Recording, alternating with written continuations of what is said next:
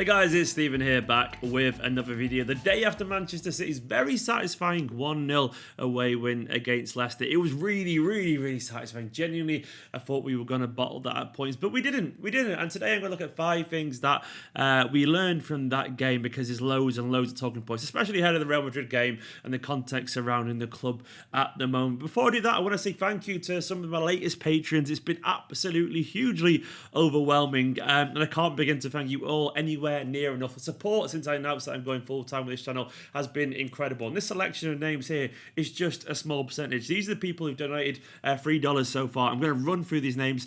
Gary Morton, Dylan Stanton, Kieran Stevens, Even Selvnes, is that actually your name? It's a cool name if so.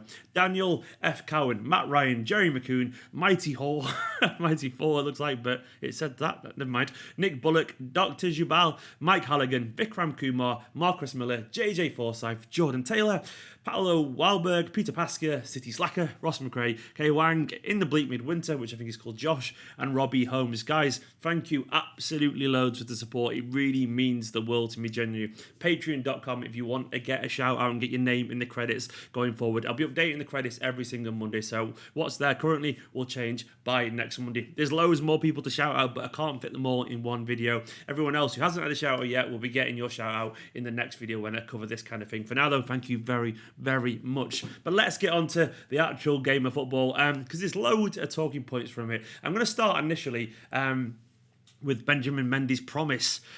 Quietly, I think Benjamin Mendy's been getting back to something close to his very best form.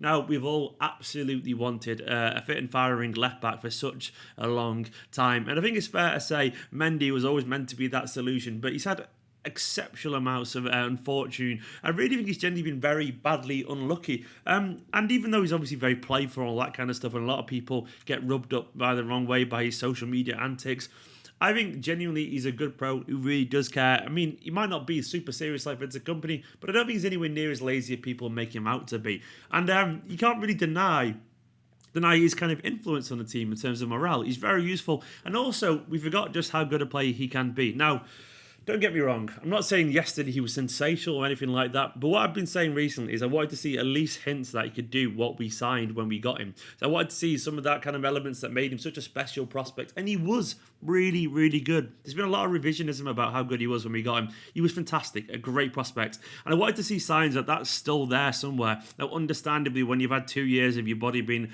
cut open and kind of stabbed out with needles and all that kind of stuff, and muscles have been absolutely stabbed to bits by surgeons, it's not going to be nice, is it? It's going to be very hard to trust your body again. And I think slowly we're starting to see the signs of Mendy just looking like he belongs out there, in terms of he feels like he should be a footballer again, as opposed to a guy who just sits on the side and cheers. And what we saw yesterday is an aspect of the game that we haven't seen since he came back this time round.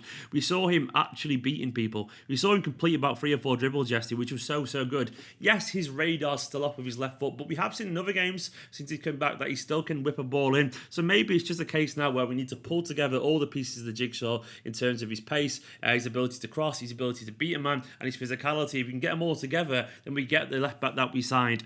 I think the signs are genuinely very promising. I thought yesterday he had a very solid game. And you got to bear in mind, one of Leicester's main attacking outlets is down the right-hand side, Ricardo Pereira. And I think he was very quiet yesterday, and a large part that was Mendy. I did give a concede that he gave a few sloppy passes away, but it's okay. It's fine. I think largely he's going in the right direction. Guardiola always said that after an injury like that, you need about 20 games to get anywhere near back. And he's closing in on that now. I think he's like on about 15 or something like that. Fingers crossed. He's coming out of this slump and the end is in sight. Fingers crossed. Secondly, I can't really ignore the elephant in the room, though the elephant probably could take a better penalty than Manchester City. We've got a really bad penalty problem. Very bad. Very bad. We missed yet another, and it continues to be a concern, because what if we get a huge penalty against Real Madrid? Now, according to some journalists, Guerrero has been telling people close to him that he has no desire to relinquish penalty duties, and he fancies himself to score the next one, which is actually the kind of confidence that you do need if you're going to take penalties. It's nice to know that he's not bottling it. Guardiola actually said that we have a problem, but he said he likes players to take initiative, and whoever wants to take them can do it, which I think is a long way of saying is I haven't got a clue really. We've tried everything and we'll see who can take them. We've been so spoiled over the years with the likes of Yaya and Balotelli, And even Aguero at one point was a lot better than he is now. But largely, we've had some excellent penalty takers. And to suddenly see us go from having that kind of level of focus and just, it's almost like a goal when we get a penalty, to now just be this shambles. Well, obviously, it has to be... it can't be the new norm. It obviously isn't a normal situation. No one is this bad at penalties largely. City have got some kind of mental block in now. We're making good footballers become bad footballers when they're 12 yards from goal in a set piece. We'll get better. It will improve, but we need to kind of just like... We need to score 2 or 3 in a row. Otherwise, we're never going to get over this. Now, we will get over it, of course, but it looks like it is still a problem. I think Aguero will carry on taking them. But it's worrying, especially given the size of the games we've got coming up at the moment, especially given the Real Madrid game. If we miss one against that could genuinely be decisive, like it was last year with Spurs, because that penalty miss from Aguero in the first leg cost us in the end. Thirdly, we have a striker dilemma. I love Sergio, but I don't think he's in the best form at the moment. He snatched at a couple of chances yesterday, notably obviously the penalty as well, but there was a chance just after that where normally he finds the bottom corner there, and he's not in the best of form. But he is Sergio Aguero. So if Sergio Aguero kind of is there and he's fit and raring to play, surely you play him in a game as big as Real Madrid.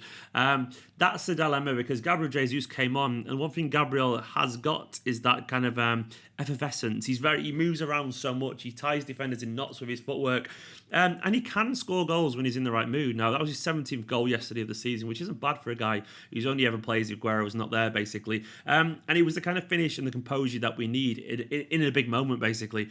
And I'm hoping, I'm wondering if this is the kind of game where he'll actually step up. We've seen him kind of really thrive on pressure, being the number 9 for Brazil, and this is the kind of game that hopefully is very similar. Emotively, it has a very similar way, not the same, of course, because obviously Brazil will mean more to him than a random, knockout game in Champions League. But I'm hoping that kind of mentality can pull through into a game of this stature, because we certainly need it. We certainly need a big striker, and I don't currently know who we're going to go for, and that is a dilemma that Guardiola is going to have to solve, and I'm sure hopefully he will. Fourthly, we have a bit of height. It's really nice to seeing a bit of a physical team in defence. It really stood out to me yesterday when at one point where some of our defenders be physical. We've actually got quite a strong back four now in terms of... We've actually got Kyle Walker, who's obviously very physical. He's not the tallest in the world, but he's strong, He's got a lot of power and he leaps really well. Then we've got Laporte back in there, and watching Laporte just be so physical and push people around. Laporte wasn't excellent in terms of on the ball yesterday, but physically in terms of his strength and the way he bullied Leicester's forwards, he was actually excellent. Likewise, Mendy, a couple of times when he was chasing back and he pushed people off the ball because he has that physical presence and power that the likes of Angelino and Zinchenko certainly don't. And even then, Fernandinho, we know he has the tenacity, we know he has the strength as well. You can't usually run him. You can definitely not push him off the ball because he's very strong. And obviously the likes of Otamendi can battle. Then we've got Rodri in there as a big guy. Kevin De Bruyne certainly brings physicality. All of a sudden, we're looking like we've got a pretty strong team. And that could actually be very useful because it's going to be a bit of a battle against Madrid. It's going to be a bit of a battle for the rest of the season in general, especially against Aston Villa in the cup final. It's nice to have a bit of physicality, because usually if you're Manchester City and you think, oh, they're a bit weak, but this team isn't weak. They've actually got a bit of strength, which is good. The final point is a bit of Mahrez magic. Oh, it's really nice, isn't it, having a player as good as Riyad Mahrez on the bench, because...